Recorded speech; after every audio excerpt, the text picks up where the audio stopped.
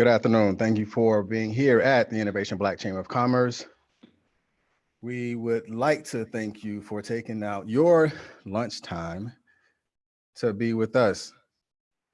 The Innovation Black Chamber of Commerce is headquartered in the Killeen area, which could also be considered the greater Fort Hood area.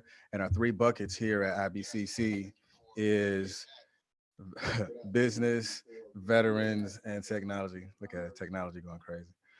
Business, veterans, and technology. And let's go through our mission and vision statement. So here at IBCC, our mission statement is to promote economic development of Black-owned and veteran-owned businesses through equity advocacy, strategic marketing, and the advancement of technology. And our vision statement is to foster a community that promotes economic independence and prosperity by providing innovative technology-driven training. We are committed to preparing business leaders and entrepreneurs to maximize a competitive edge in the global market by networking, advocacy, marketing, and education, otherwise known as NAME. Allow the Innovation Black Chamber of Commerce to make a name for you and your business. And again, I would like to thank you for taking the time out. If you get some time, make sure you go and check out our website, innovationbcc.org. For those that have not, check out those websites and ensure that you particularly go to the events page on the Innovation Black Chamber of Commerce website and go ahead and register for the next Zoom that we have. And again, for those that are not in the Killeen area, we're headquartered in Killeen, which is also considered as the greater Fort Hood area. And today's Zoom has been sponsored by Jackson, Todd & Lambert, PLLC, and it is with Miss Shania Lambert, as well as Miss Ebony Todd. And today we'll be discussing and going over minimizing liability while reopening. As we already know, the governor has begun his phase 2 of reopening businesses, and they're going to give you a lot of insight on how to protect yourself during the reopening phase. And if you have any questions, please post your questions in the Q&A section of your Zoom. If you're new to Zoom, you will see a Q&A or you'll see a chat, whichever one that is best for you, whether you know how to chat or if you know how to go ahead and go to the Q&A section. And for those that are on the YouTube live, go ahead and post in the comment section if you have questions. And once we get to the Q&A portion, I would then defer those questions to these two beautiful ladies that are lawyers, not by trade, but by skill, education, and expertise. Without further ado, I would turn this over to Jackson, Todd, and Lambert.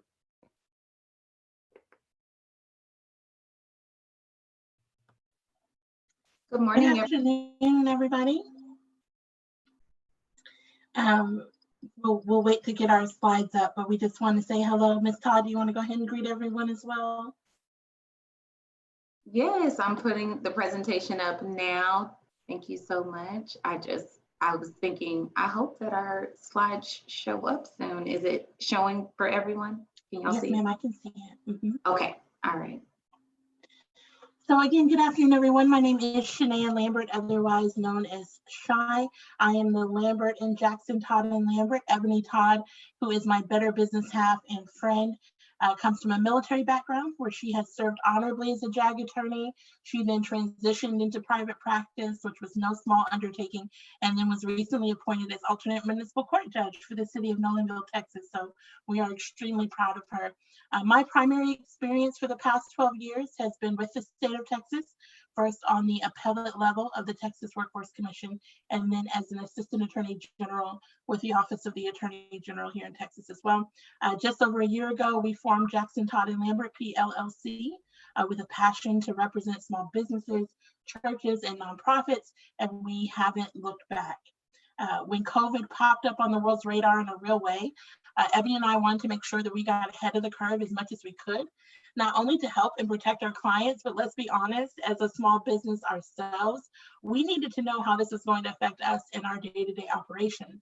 So we have partnered with various podcasts and organizations, one of the best of which is Innovation Black Chamber of Commerce. We've been so blessed to be able to partner with them on several different panels like this. And so we hope that you find this information beneficial. Ultimately, it's our desire that you sign out of this session today feeling informed, educated, and confident about your next move. We hope you consider possibilities or options that you may not have ever been aware of, that you may feel assured of the decisions that you've already made, and that you feel encouraged to press forward in areas where fear may have crept in. Look, we get it. Again, we are a small business, so as we navigate these waters for the first time, we want to help chart the course for you as well. And one of the ways we want to do that is start by discussing some of the liability issues that you may find that will arise. And so we titled this slide, "Who May Sue Me and Why?"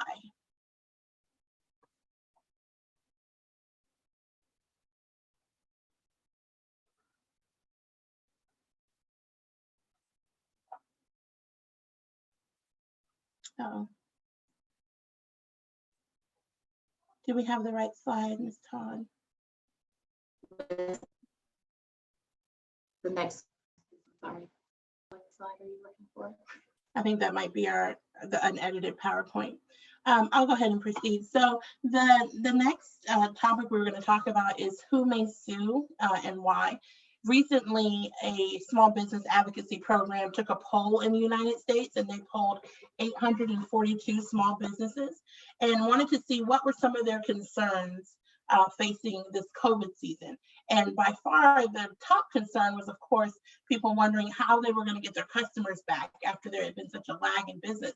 But the second highest concern was the potential liability increase that was coming, because unfortunately, most small businesses are trying to make this balanced decision. On one hand, do I keep my business closed and face the economic hardship that's going to accompany that, right? Because most of us are dependent on the income that we accrue from our small business. So yes, we could potentially put safety measures first and stay closed, but that means no income. Or do we open up perhaps prematurely and risk being sued, right? Risking opening ourselves up to greater liability. So we want to talk about some of the claims that people may be able to bring against you in the event that you reopen and you're not fully prepared. Again, this is not a fear tactic. What we're hoping to do is get you thinking about the types of things that you need to consider and educate you on how you can prevent some of these dangerous pitfalls. So one of the bases that someone could sue you under would be a premise liability statute. Now, most states are going to have some form of law, some liability statute for any owners that are in possession of real property. So if you have a brick and mortar location for your business, you have a duty under the premise liability statutes to make sure that property is reasonably safe. So that anyone that you would invite onto that property can come on there with the expectation that their lives are not in danger, right? We refer to those people as invitees, and your customers are considered invitees. So in the context of COVID-19, premise liability claims could be something like someone asserting that you failed to properly protect your customers, right? You failed to warn them about risks that could be created. For example, if you had an employee that you knew had been infected with COVID, that you failed to take steps to identify those who may have tested positive and who could pose a risk to other visitors. Those are the types of claims that someone might be able to bring. Now, again, a lot of these claims are general and generic because no one's brought these claims yet, right? We're trying to be preventative. We're trying to foresee what could happen. Of course, we don't know how the court would rule in these types of situations yet, because again, we don't have any context to put it into. But again, the mission here at Jackson, Todd, and Lambert is to be preventative, get you thinking about those types of things that you can avoid if possible. The second type of claim would be a negligence-based claim. That is going to be the type of claim that's asserted when a business owner owes a duty and breaches a standard of care. Negligence claims can arise when a business owner puts a visitor at risk, or fails to act reasonably when a risk of harm was reasonably foreseeable. Again, when it comes to COVID-19, that could be something like a customer coming in contact with an infected employee, or a business owner, again, failing to take reasonable steps to protect visitors from exposure. Recently, the family of a Walmart employee who died after contracting COVID-19 brought a negligence and wrongful death suit against Walmart, right, alleging that it had failed to follow CDC guidelines and providing adequate protection for worker safety. Although CDC guidance is not binding on Texas businesses, Texas statewide, their courts tend to look to the CDC to determine what's the proper standard of care. So although it's not binding and you can't get in trouble in your day-to-day operations from not complying with CDC, in the event that you were sued, it would be a protection for you to be able to say, I have followed the CDC guidelines. 3 and 4, consumer protection and misrepresentation, I'm going to lump together for the sake of time and because they're pretty similar. This is where someone can make a claim that you advertise something, whether on your social media, whether on a commercial, whether on signage, that was not accurate, that you are advertising saying that you are doing something that you're not. So if you advertise saying that you're going to take certain precautions to protect your customers, you have to take care to make sure that those claims are factually accurate as to what steps you're going to take, but also that you avoid any assertion that even if you comply with those steps, that there's a guarantee that there's no risk of exposure. Misrepresentation claims could arise when businesses make statements about, this is our new policy and this is what our employees are obligated to do, and yet your employees aren't doing them and the business is not doing anything to enforce their policy. So this is going to lead us into a discussion about posting signage and putting out to the public what it is that your business is doing to protect them, because we want to be careful about any allegations that we make in our signage or even in what we're posting on social media. So when it comes to posting signage or advertising to your public or reassuring them through an email distribution list about what it is that you are doing to protect your customers, we want to make sure that you are not swayed from doing so. Even with everything we discussed today, we want to make sure that you do post signage, that you are taking steps to reassure your customer base that you are not only ready to open, but that you have steps in place to make sure that they're safe, right? We want to make sure that there are 3 main things that you remember when it comes to posting signage. You want to post conspicuously, you want to plainly communicate, and you want to prepare consciously. So when we talk about posting conspicuously, you want to make sure that any signage that you put out there, especially in your brick and mortar businesses, that you're making efforts to ensure the safety in your establishment and that it's plainly visible. Your signage should be posted in places where your customers regularly come in, places that they come in contact with. You want it to be at eye level, and you want it to be designed in a manner that gives the message that not only are we taking this serious, not only are we taking precautions, but we want to share those efforts with you. You don't want to make it in any way insidious or as if you're trying to hide the postage or the signage. Second, when it comes to plainly communicating, you want to make your signage easy to read, where it can be understood by a regular layperson.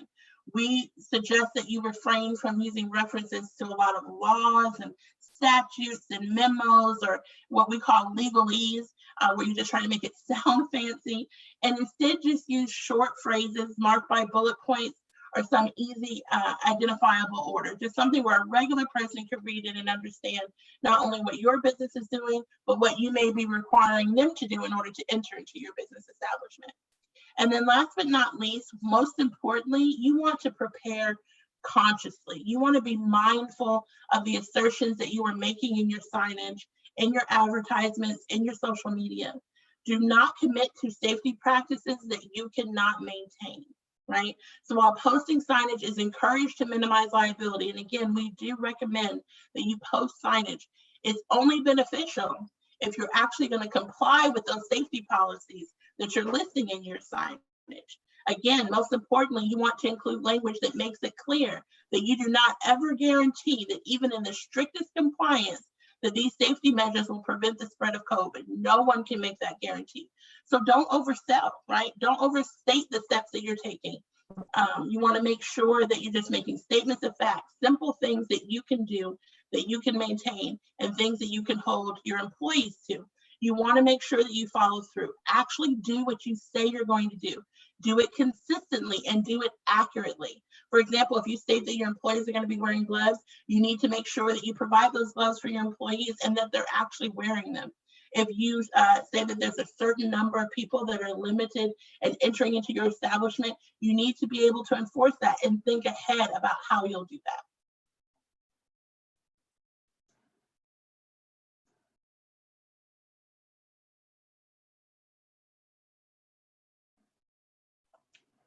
Okay.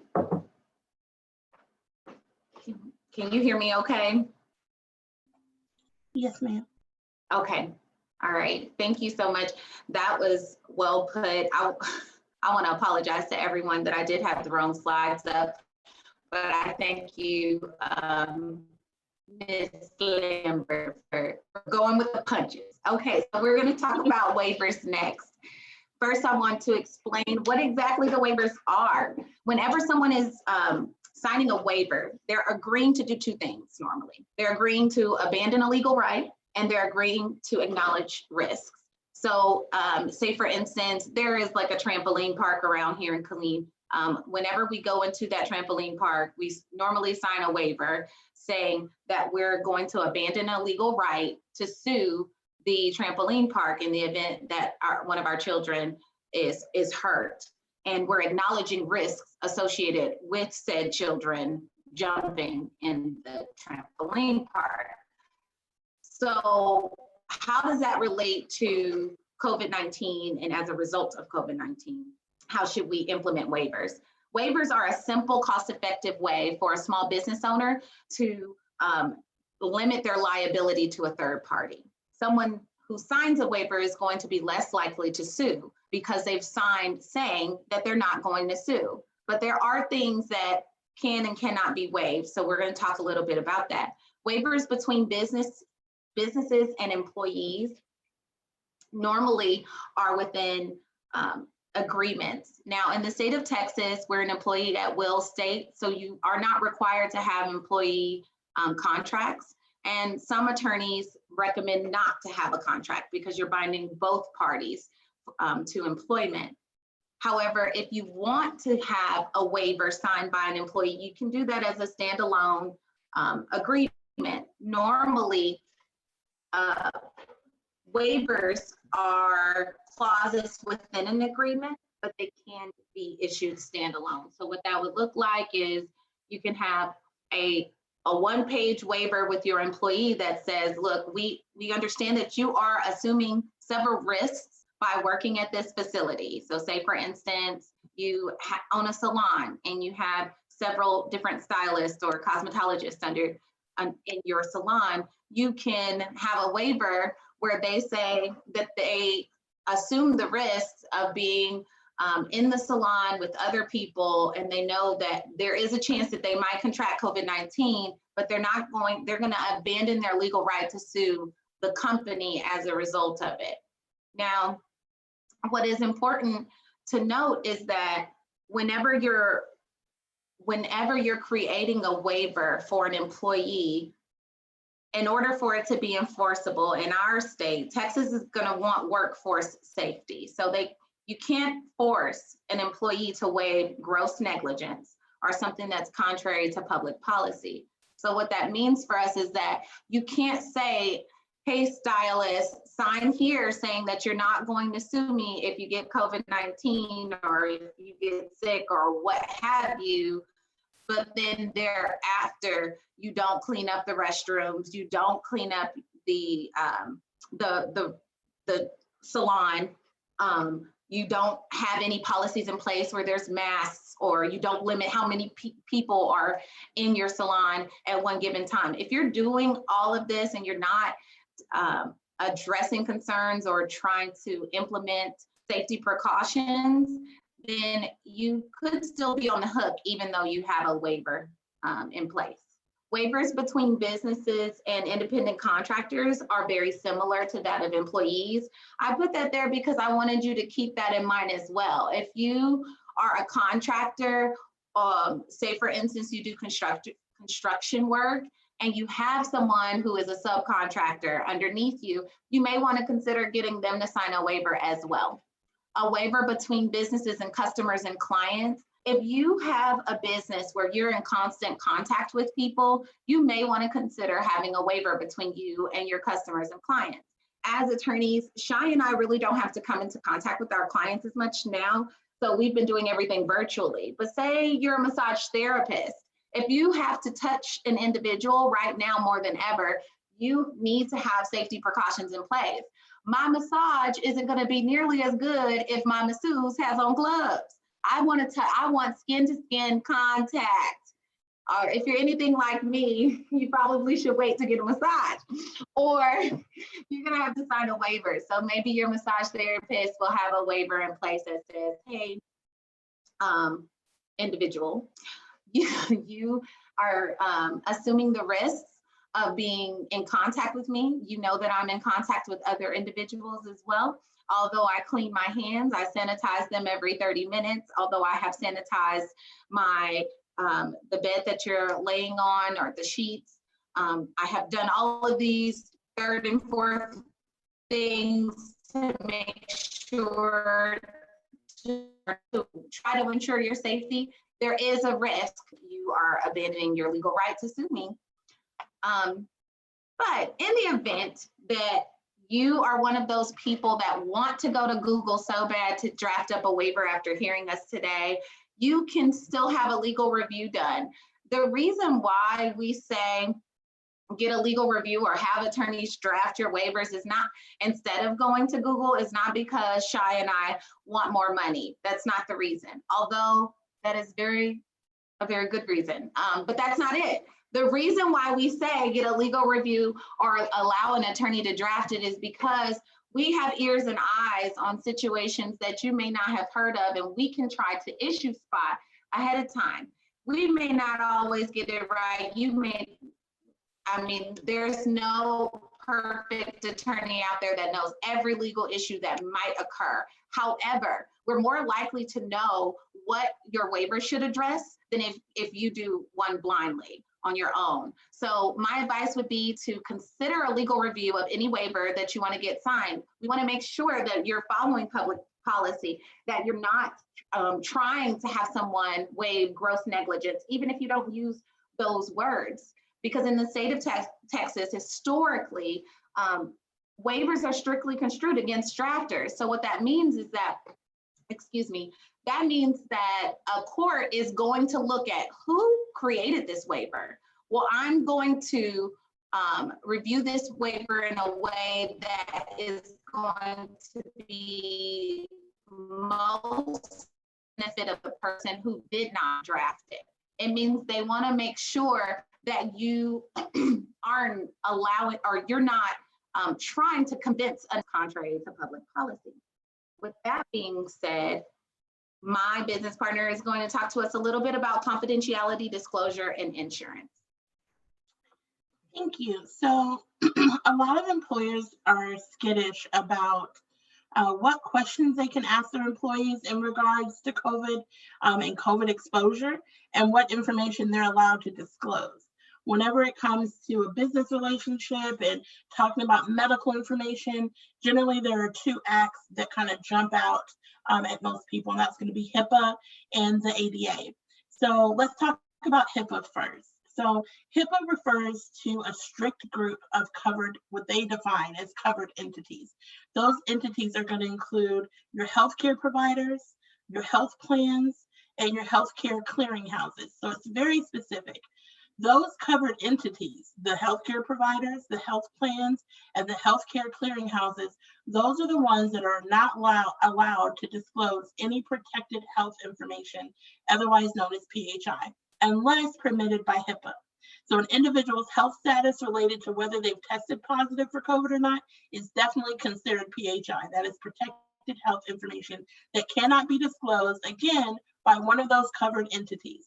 One permitted disclosure under HIPAA that those covered entities can make is if they're giving that information to public health authorities and the extent that it's relevant to that authority, like in the time and age that we're in right now. It would be important for them to disclose to their local health and human services, their state health departments, and CDC, if it was appropriate, that they have someone that's tested positive for COVID. Covered entities can never disclose PHI to the media. It's never something that can be discussed in a sensationalized way, if you will. But unless you're an employer that's considered a covered entity, then you are not subject to HIPAA's restrictions on the disclosures of PHI.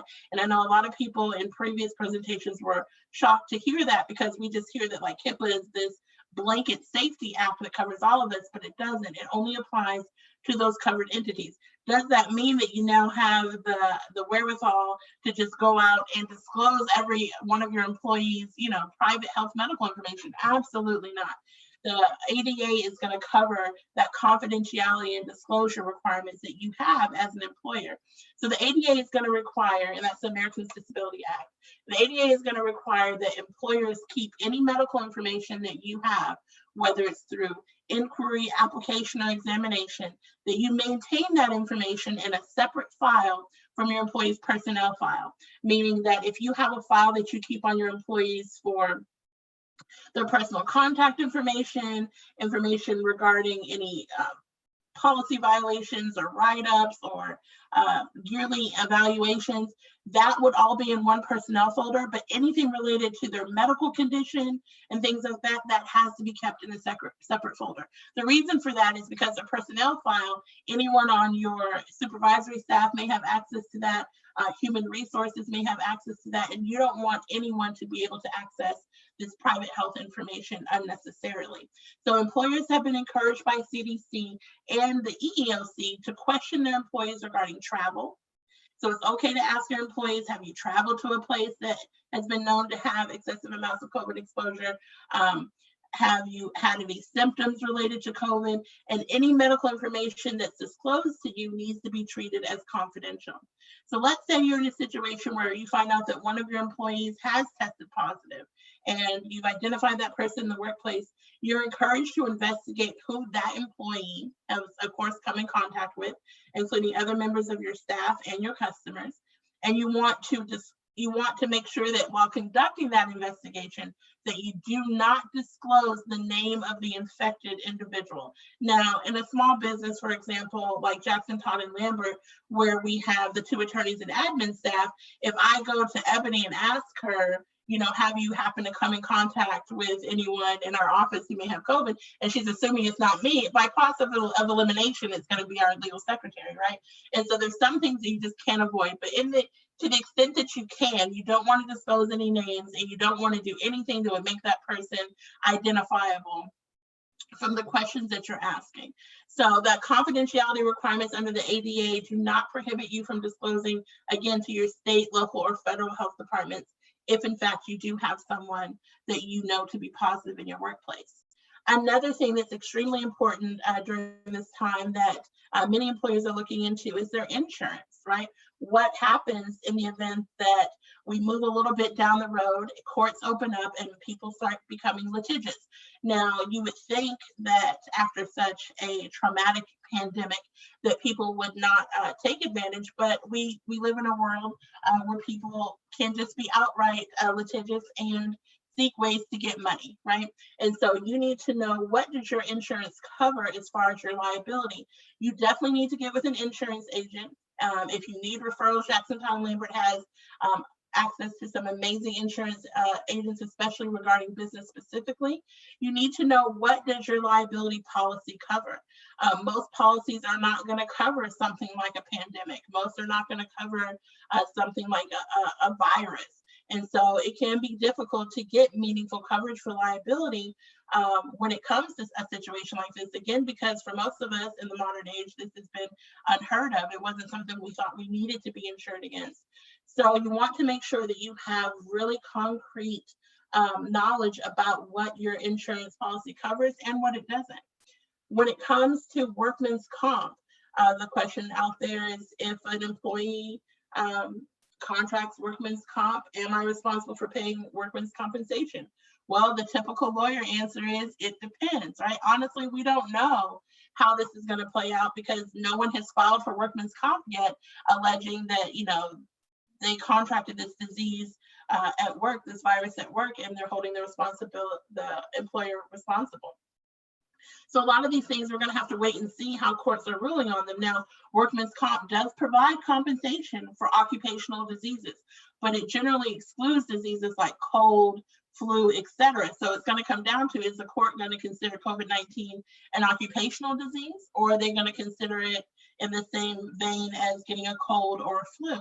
So if anyone stands a chance of being awarded workman's comp in a situation like this, it's likely going to be your healthcare workers, your doctors, your nurses, your home healthcare agents, those people who had to continue to work and provide care, even though they were the ones that were most susceptible due to their exposure as a result of their profession. So again, we don't know exactly how that's going to turn out with workman's comp, but if anyone stands a chance, it's going to be your healthcare workers. And then one other thing you want to consider is review your contracts. You're going to want to review your indemnification obligations and your clauses and understand if the other party who has agreed to indemnify you is in fact insured. So you kind of want to know now, dig a little deeper, not only the scope of your liability and insurance, but what that third party has. So you want to be sure to review those key contracts and any liability obligations that you've made to third parties or vendors, and any that they have made to you. You want to understand their insurance. If you're going to rely on them to cover the bill in the event that something goes wrong to indemnify you for any potential claims, then you need to make sure that they have the appropriate coverage and can provide you proof that they have the appropriate coverage. You want to make sure that any indemnification obligations that you've made to others, such as to those that you supply products, that you're prepared to cover that as well. You want to be aware that companies that you conducted business with in the past may be increasing obligations in the wake of COVID-19 without being upfront about it. So you want to be on the lookout for any changed contractual agreements, any changes in font or size and purchase orders or terms of service.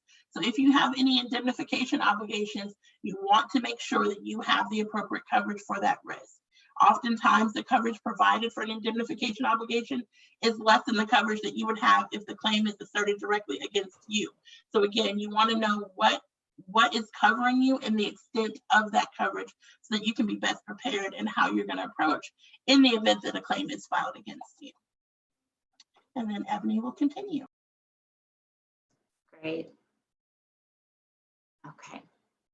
That's a great segue into what we need to update. So we want to make sure, as we're minimizing liability and we're moving forward, that we're updating all of the documents that are being reviewed, signed, or being seen by third parties, whether that's an employee's document, whether it's a document for your customers or clients, whether it's a document between business partners. You might want to review them now. So we have here some of the things or items, documents that can be reviewed. Contracts and other agreements. If you have contracts for clients or customers, consider reviewing them now and seeing if there's anything that you want to update regarding liability, regarding clauses like the waiver that we discussed earlier, regarding PHI, any PII, anything that you want to make sure you address so that your customers and clients are aware that you are being sensitive to the current climate.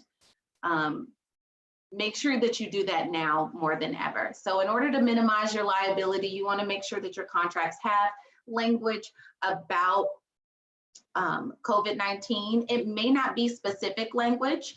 It may be worth just talking about if someone is sick. For instance, this kind of goes into intake forms as well. It may be worth asking the individual, have they been quarantined by a medical professional in the last 2 months? You may want to have a question such as, do you or someone you live with have a fever? It really depends, and we are not going to get into the weeds for this presentation, but the point is, depending on your industry, now is the time to go through your contracts and see what language you need to update, what information you should get from anyone who is agreeing with you and updating your contract accordingly, and your intake forms. For the employee handbooks and other policies, now is the time that we want to make sure if you don't have a leave policy in place for your employees, you need to update that.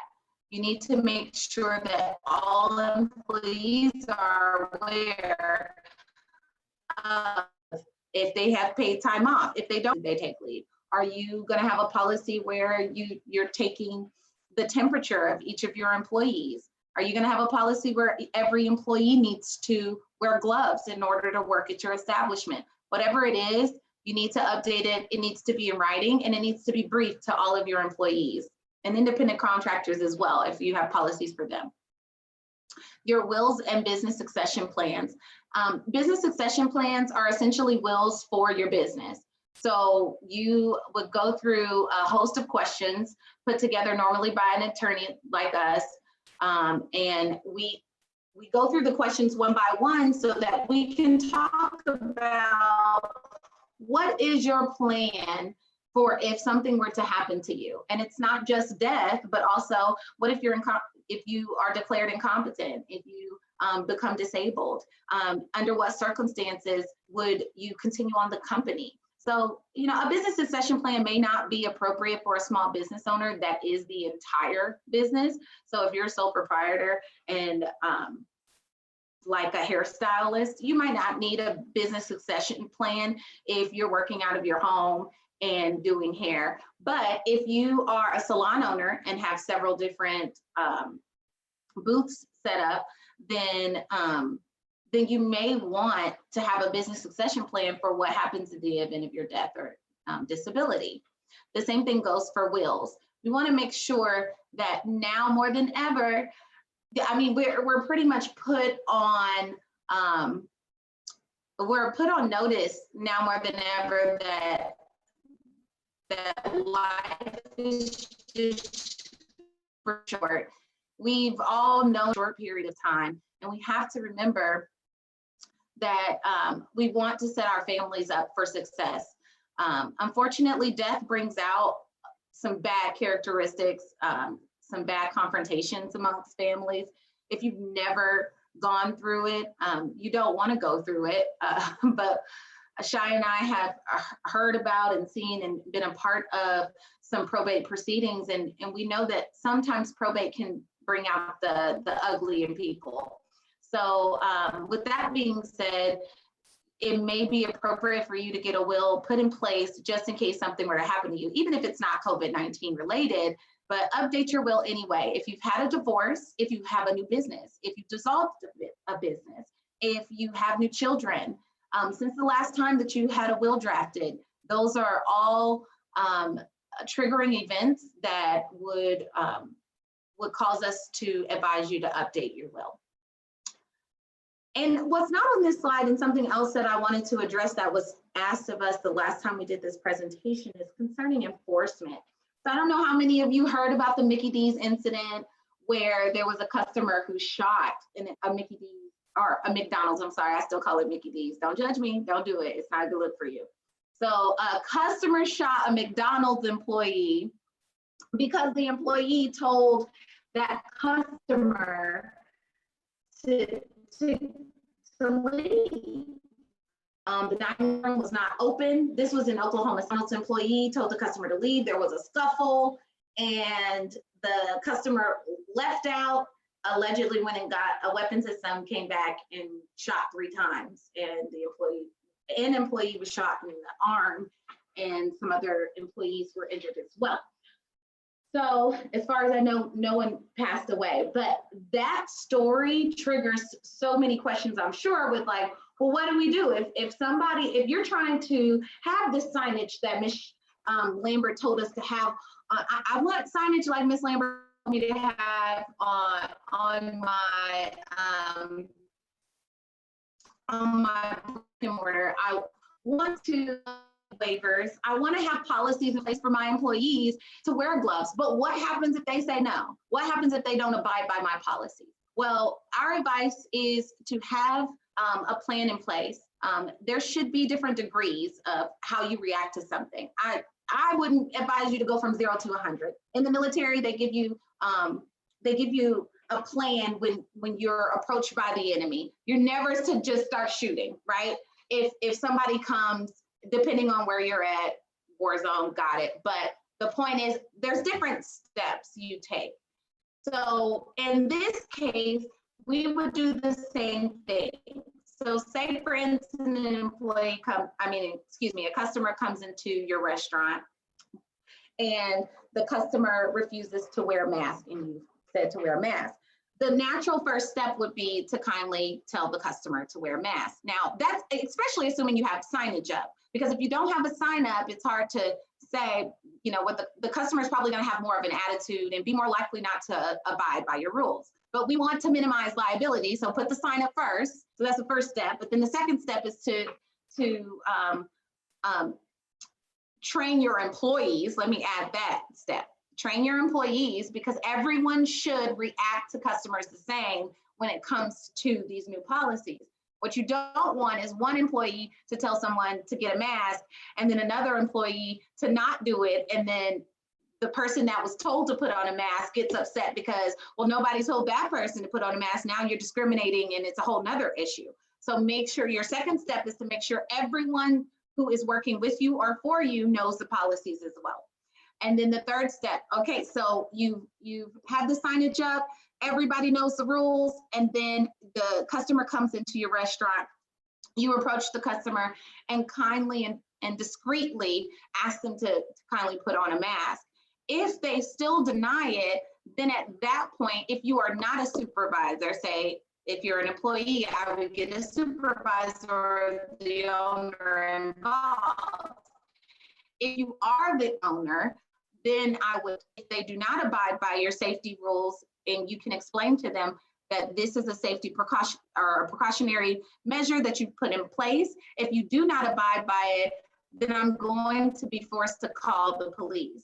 And if they start to get outlandish, out of control, you may want to consider asking other customers and clients to leave. Because at that point, we don't know what's going to happen. The fact that at McDonald's, they got into a scuffle is beyond me. Like, they should have locked the door when she left, in my mind. But even then, she could have shot through the door. So if you feel like someone's getting belligerent, at that point, it's time to get someone else involved that can enforce. And so I would call the police at that point if they get belligerent. Now, there was an incident that we heard about where a security guard got into a scuffle with someone. We're not going to say that there's, as a result of this presentation, that there's not going to be any issues. There may be an issue, but these are all supposed to be preventative measures to help you all try to minimize liability, try to keep you from getting into confrontations with future customers and clients, and hopefully have a good working relationship with your employees and other independent contractors. So we want to thank you all for letting us, for being with us this long and for letting us present to you. The best compliment for us is a referral. We've listed here what type of referrals. If you know anyone, like what's here on these bullets, a small business owner who's expanding, a church leader who's struggling administratively, a nonprofit founder who's ready to hire, an entrepreneur who is preparing their estate plan, or an independent contractor who needs a contract drafted in their favor, or lastly, a serial entrepreneur. All of these individuals are what we consider perfect clients for us. There are definitely more individuals that we love to work with, but these come off the top of our head. We appreciate the opportunity, and we are offering a $100 discount to any individual who's listening to this and hires us to draft their will, and a $200 discount if you hire us to draft your will and your business succession plan. So we have estate planning packages that we offer here. And so it'll be $100 off the estate planning package, $200 off the estate planning package with a business succession plan. We're offering that until July 1st. So please give us a call. We want you to be prepared. We want you to prepare your family, your legacy right now. Do not wait. And I'm going to turn it back over to Mr. Russell. Thank you so much.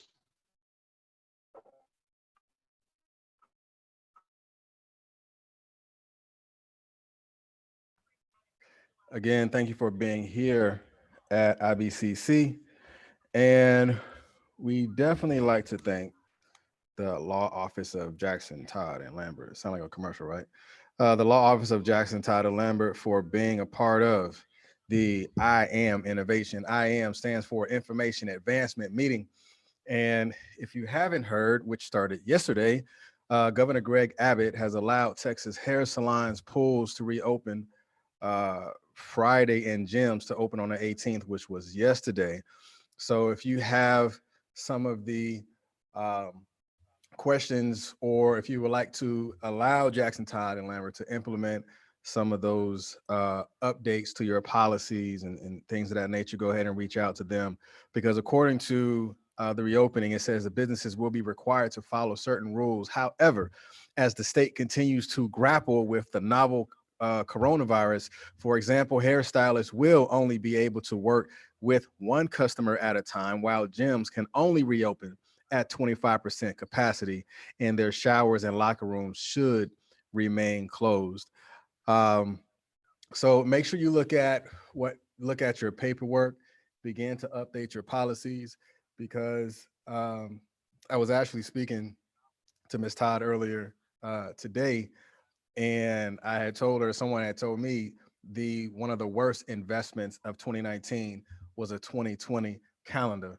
So I'm sure your policies that you had in 2019 and 2018 and 2017 definitely probably need an update during this year, as well as going forward, because there is going to be a new way of doing business. And you always want to ensure while you're doing your business that you are protected, because as she stated, people may be coming for you, but you have to protect yourself in the long run, and your paperwork is definitely going to secure your policies that you have within your business is going to secure you and your business in the long run. So again, we thank you for being here for today's Innovation Black Chamber of Commerce I Am Innovation, which is Information Advancement Meeting, where we were talking about minimizing liability while reopening. Again, this has been sponsored by Jackson, Todd, and Lambert, PLLC, and ensure that you reach out to them. And go ahead and check out the Innovation Black Chamber of Commerce website, innovationbcc.org, and hit our event tab, which goes into the drop menu, click events, and then I'll show you the other events that we have coming up this week. So again, we thank you for taking the time out of your lunch to be with us. So if you don't have any questions, I would say, again, as we say, tomorrow is another day for you to be successful. As well as we say here at IBCC, we are building a better tomorrow today. And we thank you for being here, and you guys be blessed.